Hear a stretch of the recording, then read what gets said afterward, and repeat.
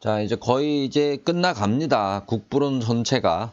예, 책 5권 국가의 소득, 챕터 2, 사회의 일반적이거나 공적인 소득의 근원, 파트 2, 세금, 아티클 4, 소득과는 관련 없이 매기는 세금.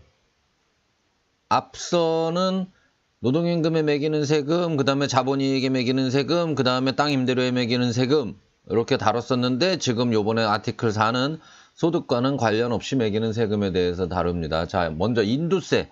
인두세는 그 인당 매기는 세금이에요. 그냥 소득이고 뭐고 다 상관없이 그냥 너는 국민이니까 세금을 내 하는 게 이제 인두세인데 우리나라는 주민세가 이래요. 인두세를 각자의 재산이나 소득 수준에 따라 차등하게 매기려 한다면 엉망진창이 된다. 사람의 재산 상황은 매일 바뀌고 최소한 1년에 한 번은 조사하고 갱신해줘야 겨우 가늠할 수 있다. 그 조사 결과도 조사관에 따라 달라질 수 있어 불확실하다. 그러니까 차등하게 매기는 건 엉망진창이 된다. 인두세를 계층별로 매기는 것도 불공평하다. 같은 계층의 사람이라도 재산 상황은 매우 다르기 때문이다. 뭐 조선시대도 마찬가지죠. 양반 중에도 거지 양반도 있고 뭐 잘 사는 양반도 있고 상놈 중에도 잘 사는 상놈 있고 거지 상놈 있고 평균을 따지면 몰라도 여하간 그렇게 많은 사람이 있고 적은 사람이 있고 그렇죠. 당연한 얘기죠. 이런 세금을 공평하게 하려면 불확실하고 상황만 꼬이며 쉽고 명확하게 하려면 불공평해진다. 그러니 인두세는 좋지 않다라는 결론을 내고 싶은 거겠죠. 세금이 가볍든지 무겁든지 불확실성이 가장 나쁜 거다. 누구는 걷고 누구는 안 걷고 언제는 걷고 언제는 안 걷고 이러면 사람 미치는 거예요. 그 다음 작은 세금은 좀 불공평해도 견딜만한데 큰 세금은 안 된다. 낮은 계층의 사람들에게 인두세는 노동임금에 직접 부과되는 세금이면서 온갖 불편한 점을 다 가지고 있다. 인두세를 엄격하게 거두면 상당한 국가 수입이 될 수 있다. 실제로 낮은 계층 사람의 복지에 별 관심이 없는 국가에서는 일반적인 세금이다. 복지 개념이 아직 없던 시절인데 복지라는 단어를 쓴 게 아니라 그냥 번역을 제가 그렇게 했던 거예요. 근데 여하간 아담 스미스도 이런 부분에 대해서 신경을 썼다라는 게 재밌죠. 큰 나라에서는 인두세가 국가 수입의 작은 부분을 차지할 뿐이며 그 정도는 얼마든지 다른 편한 방법으로 거둘 수 있다. 자, 그 다음 소비세가 있어요. 인두세로는 소득에 비례해 세금을 매기는 것이 불가능하지만 소비재의 세금을 매겨 그것을 사는 사람이 부담하도록 하면 간접적으로 그들의 소득에 비례하게 된다. 돈 많은 사람이 돈 더 쓸 테니까 돈 많은 사람이 더 많이 소비를 할 테니까 비싼 거 소비를 할 테니까 거기다 세금을 매기면 사실상 소득에 비례해서 세금을 매기는 꼴이 되죠. 부가가치세가 대표적이에요. 소비재는 생필품과 사치품이 있다. 실제로 일본 같은 경우에는 소비세라는 명칭으로 써요. 우리나라는 부가가치세라는 명칭을 쓰고 같은 말이에요. 소비재는 생필품과 사치품이 있다.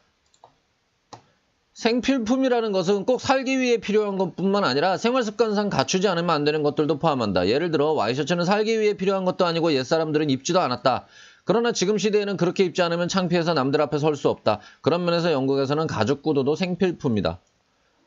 2019년 대한민국에서 생필품 이런 거에 들어가는 생필품 뭐가 있을까요? 자동차도 생필품이고 그 다음에 그 핸드폰도 생필품이에요. 사치품이라는 것은 꼭 비난하기 위해 붙인 이름이 아니다.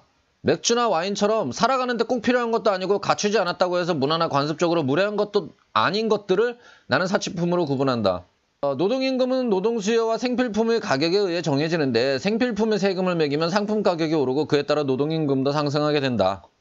고용인이 제조업자라면 이렇게 상승한 임금에 비례해 상품 가격을 또 올려야 하고 이것은 최종적으로 소비자가 부담한다. 앞서 노동임금에 부과하는 세금이나 생필품에 부과하는 세금이나 그것은 결국 같은 사회에 똑같이 악영향을 미친다라는 얘기예요. 고용인이 농부라면 상승한 임금만큼 땅 임대료를 줄이게 되고 결국 지주가 부담하게 된다. 담배, 설탕, 차, 초콜릿 등 사치품은 세금을 매겨도 노동임금에 영향을 주지 않는다. 왜? 그냥 먹는 사람이 먹으면 되는 거니까. 사치품은 가격이 올라도 가난한 노동자가 가족을 부양하는 능력을 감소시키지 않으며 부양하는 거는 생필품으로 부양을 하는 거죠. 그렇기 때문에 사치품 가격을 올린다고 해도 사회적으로 문제가 발생하지는 않아요. 성실한 노동자들의 사치를 방지하는 역할도 한다. 사치품에 세금을 매기면 노동자들이 방탕한 생활을 하는 것을 조금 절제할 수 있죠. 오히려 이렇게 강제로 검소하게 된 것이 가족을 부양하는 능력을 증대시키기도 한다. 그런 면이 있죠. 술값을 쫙 올려버리면 노동자는 술을 덜 먹을 테고 그만큼 가족한테 돌아갈 것이니까 더 좋다. 모든 노동자가 성실한 것은 아니기에 사치품의 비싸진 가격에 아랑곳하지 않고 가족을 공공에 빠뜨리는 노동자가 있을 수도 있지만 그런 사람들은 어차피 원래부터 가족을 제대로 부양하지 못하던 사람들이고 소수에 지나지 않는다. 그러니까 그런 거를 고려해가지고서는 따지면 한도 끝도 없죠. 모든 제도가. 그냥 예외적인 케이스는 예외적인 케이스인 거고. 생필품이든 사치품이든 과세하는 방법은 두 가지가 있다. 소비자가 소비한 상품을 매년 합산하여 과세하는 방법과 상인이 가지고 있는 상품에 과세하는 방법이 있다. 부가가치세는 상인에게 과세를 해요. 결국 소비자가 내는 거지만. 전자의 예로서 마차세가 있는데 우리나라도 있죠. 자동차세가 그렇죠. 보통 10년은 타는 마차에 물리는 마차세는 소비자에게 건네질 때 마차 제조업자에게 한 번에 48파운드를 과세하는 것보다 마차의 소유자에게 매년 4파운드씩 과세하는 것이 편하다. 그러네요. 어차피 자동차는 등기를 하니까 이렇게 과세를 할 수 있죠. 즉각적이고 빠르게 소비되는 생필품들은 상인에게 미리 걷지 않고 소비자에게 소비 면허세의 형태를 과세해야 한다고 매튜 데커 경은 제안한다. 그러니까 옛날 사람들 이렇게 저렇게 많이 아이디어 내고 시행착오 거치고 했었던 거예요. 세금을 과세하는데도. 근데 이것은 상인들의 세금 부담을 덜어 해외 무역을 장려하자는 계책이지만 여기에는 다음에 4가지 불만이 생길 수 있다. 첫째, 불공평합니다. 술을 마실 때 그 세금을 그냥 상인에게 걷으면 소비자가 누구이든 마신 만큼 과세하는 것이 되는데 술 소비 면허를 도입하면 조금 마시는 사람이 상대적으로 큰 부담을 지게 되는 것이다. 만약에 술 소비 면허를 1년에 100만 원 내라 하는데 한 잔 마시는 사람도 100만 원 내고 매일 한 병 마시는 사람도 100만 원 내고 그러면 불공평하죠. 둘째, 불편합니다. 그냥 술 한 잔 마실 때 3.5펜스를 낸다면 거기에 이미 몰트, 홉, 맥주 그리고 술집 주인의 이익까지 포함해서 마시는 만큼 세금을 내고 마는 것이다. 그런데 소비면허세가 적용되면 그러지 못하게 된다. 셋째, 사치 방지 역할도 못한다. 한 번 면허를 사면 많이 마시든 적게 마시든 똑같은 세금을 내는 것이니 그냥 마시게 된다. 넷째, 덜 거친다. 소비자에게 일정 기간 동안 소비한 것을 계산하라고 하는 것은 아무리 강제해봤자 그냥 편하게 매번 내던 때보다 덜 거칠 수밖에 없다. 어떻게든 소비자들은 도망갈 테니까. 그 다음 관세가 있어요. 관세를 커스텀스라고 하는 이유는 그냥 옛날부터 습관적으로 내던 세금에게 그렇게 부르는 것이다. 커스텀스가 습관이란 뜻이죠. 습관적으로 내던 세금이기에 그렇게 부르는 것이래요. 이거 전 국부론을 통해서 알았거든요. 재밌죠? 왜 관세를 커스텀스라고 하는지. 재밌죠? 국부론에 그냥 이 답이 나와 있었어요. 이것은 원래 상인의 이익에 과세하려던 것인데 무지하던 그 시절에는 상인에 과세해봤자 결국 그 부담은 소비자가 지는 것이라는 이치를 몰랐다. 또한 외국 상인들이 더 미우니 세금을 더 내게 하자는 것이 국내 상인에게 독점을 주는 꼴이 된다는 것을 몰랐다. 관세 나쁘다. 관세. 사회 구성원 모두가 각자의 소비에 비례해 국가 수입에 기여하자고 모든 소비 하나하나에 세금을 부과할 필요는 없다. 관세가 그러하듯 가장 일반적인 소비 몇 가지에 소비세를 부과하는 것으로 똑같은 효과를 내며 국가 수입을 얻을 수 있다. 술, 담배 이런 거에다가 붙이면 된다는 얘기예요. 높은 세금은 밀거래만 장려하게 되어 낮은 세금보다 국가 수입이 덜 거치기 쉽다. 소비가 줄어 국가 수입이 줄어든다면 오로지 세금을 낮추는 것만이 해법이다. 밀거래 때문에 국가 수입이 준다면 해법은 두 가지다. 밀거래의 유혹을 줄이거나 밀거래를 어렵게 하는 것이다. 전자는 세금을 낮추는 것, 후자는 더욱 견고한 관리 체계를 갖추는 것이다. 밀수하면 감옥에 보내 이런 게 이제 후자라는 얘기예요.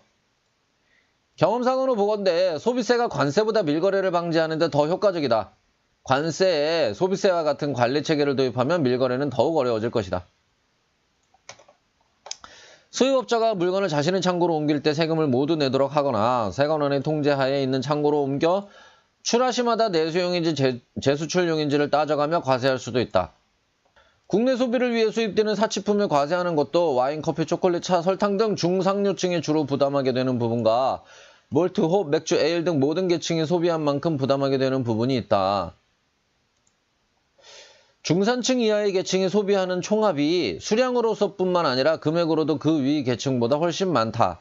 상류층보다 이 평범한 서민들의 그 소비의 총합이 훨씬 많다라는 얘기를 하는데 의외죠. 부자들이 많이 소비할 것 같잖아요. 근데 그렇지 않아요. 이 세상을 구성하는 대다수는 중산층과 그 이하 계층이고, 이 계층이 사실상 모든 정책의 중심이고, 이 세금을 거둘 적에도 이 사람들이 주입니다. 뭐 우리나라 같은 경우 삼성전자한테 세금을 더 거두면 세금이 많이 거칠 것 같지만 절대 그렇지 않아요. 사실은 대부분의 세금은 이 모든 사람들이 지금 내고 있어요. 본인들이 직접 세무서에다가 내지 않을 뿐이지, 뭐 하다못해 이제 부가가치세 뭐 이런 것들 일반 서민들이 다 내는 거죠. 자, 이 부분은 그 세금이랑 관련 없이 어떤 그 오해하고 있는 부분에 대해서 그 조금 이렇구나 다시 생각해보는 계기가 되었으면 하는 측면에서 좀 읽어봤으면 좋겠어요. 첫째, 사회자본의 대부분은 생산적 노동의 임금으로 서민들에게 분배된다. 맞아요. 실제로 자본의 거의 대부분은 서민들에게 돌아가요. 임금의 형태로. 둘째, 땅 임대료와 자본이익으로 형성된 소득의 많은 부분이 하인들 같은 비생산적 노동의 임금으로 서민들에게 또 분배된다. 그죠?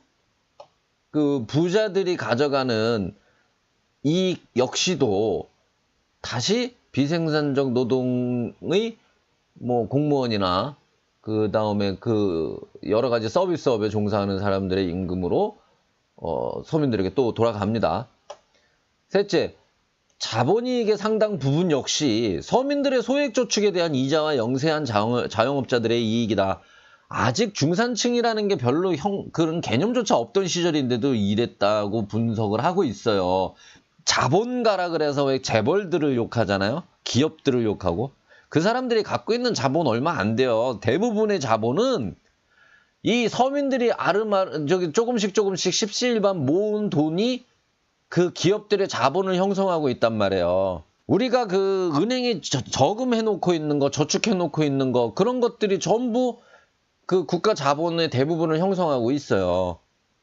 그러니까 우리 중산층들, 우리 서민들이 실질적으로 자본가들이란 말이에요. 직접 경영을 안 할 뿐이지.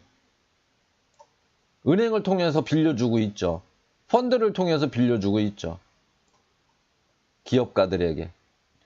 넷째, 땅 임대료의 일정 부분도 서민들이 가진 조그만 땅들에서 나온다. 그죠? 뭐 얼마나 부자들이 막 땅을 가지고 있는 것처럼 막 얘기를 하지만 사실은 우리 주변 사람들이 전부 아파트를 가지고 임대를 놓고 상가를 가지고 임대를 놓고 있어요. 농지도 우리 주변 사람들이 다 가지고 소작을 줘요. 지주들이 뭐 대단히 뭐 엄청 뭐 조선시대에 뭐 아주 뭐 놀부 같은 사람들이 지주를 하고 있는 게 아니에요. 그죠? 세상 그렇게 단순하게 이렇게 구획 지어지지 않아요. 그래서 서민들 각자가 소비하는 양은 매우 적지만 모두 합치면 양으로도 금액으로도 사회 전체 소비의 가장 큰 비중을 차지한다. 그래서 상류층의 소비에 과세해봐야 얼마 되지 않는다. 록펠러인가 카네기인가 그랬대요. 뭐 공산주의자 누군가가 뭐 어쩌고 저쩌고 이제 그 재벌들 카네기나 록펠러인지 하여튼 재벌들한테 돈을 뺏어야 된다고 라고 해서 록펠러인가 카네기인가 그랬어요. 자, 내 전 재산이 얼만데 이거를 미국 인구 전체로 나누면 1달러가 되니까 자 1달러 내가 너 줄게. 그리고 줬대요. 됐냐? 그래요. 만약에 삼성전자의 이건희 씨가 가지고 있는 재산이 만약에 20조라고 한다 그러면 그 재산을 전 국민에게 나눠주면 얼마씩 나눠질까요? 그 다 빼서 재벌 가진 재산 다 빼서 보자고요.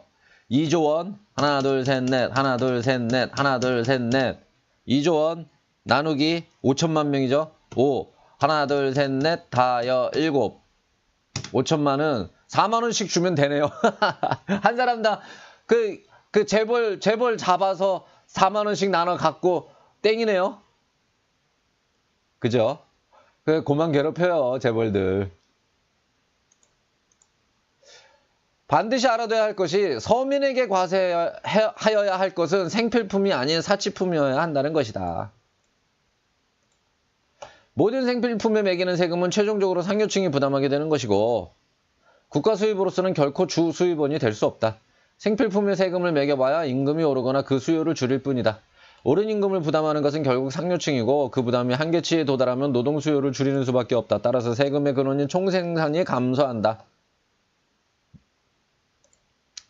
소비세가 간접적으로 소득에 비례하기는 하지만 사치품에 부과되는 소비세는 그렇지 않다. 소비라는 것이 기분에 따른 면이 있기 때문에 펑펑 쓰는 사람은 국가 수입에 더 많이 기여하고 검소한 사람은 덜 기여하게 된다. 국가의 보호 아래 많은 재산을 가질 수 있었던 사람이 소비를 안 해서 국가에 기여하지 못하는 경우도 생기긴 생긴다. 사치품에 부과하는 세금은 조금씩 공평하게 편하고 확실하지만 세금에 관한 네 번째 격언, 즉 징수 비용이 최소화되어야 한다는 것에는 반하는데 그 이유는 다음과 같다. 첫째, 세금 공무원이 많이 필요하다. 둘째, 과세 품목의 가격을 올려 해당 분야의 발전을 방해한다. 셋째, 밀거래 범죄자를 양산한다. 넷째, 세무조사관의 잦은 방문으로 짜증이 난다. 소비세를 상인의 이익에 부과하려는 것이 어떤 나라에서는 확정적으로 모든 거래에 부과하기에 이르렀고 모든 거래를 조사하기 위해 더욱 많은 세무 공무원이 빈번히 상인들을 조사해야 해서 많은 산업에 큰 피해를 줬다. 그러니까 세금 운영 잘해야 되는 거예요, 국가는. 영국의 균일한 세금 체계는 국내 상업을 완전하게 자유롭게 했다. 영국의 한쪽 끝에서 다른 쪽 끝으로 상품들이 이동할 때 아무런 허가나 통행세도 요구되지 않고 세무 공무원이 묻지도 따지지도 방문하지도 않고 자유롭게 거래되었다. 지금 영국의 번영은 자유로운 상업의 영향이라 볼 수 있다. 전적으로 동의합니다. 반면 프랑스는 지방마다 세법을 만들고 세무 공무원을 둬 상품이 그 지방으로 유입되는 것을 막아 국내 상업을 방해했다. 지방마다 금지 품목이 있었고 소비세가 달랐고 관세도 달랐다. 소비세를 징수하는 행정은 정부에 의해 임명된 관리가 할 수도 있고 세법에 따라 하도급을 줘서 도급업자의 직원이 징수할 수도 있다. 의외죠. 세금 징수를 하청을 줘가지고 업자한테 시키는 경우가 있었다는 얘기예요. 뭐 조폭 같은 애들을 시켰나요?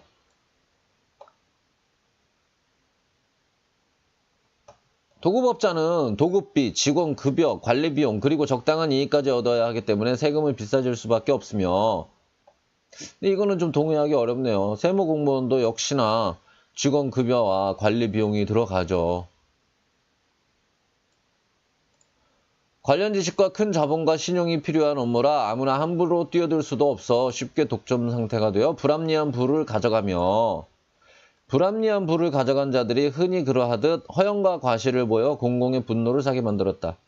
세금 징수의 업무를 도급을 줘서는 안 된다. 군주는 왕실의 존엄과 번영이 백성들에게서 나온다는 것을 알기에 백성을 위하는 마음이 있지만 도급업자들은 그런 이해관계가 없어서 잔인하게 징수하곤 한다.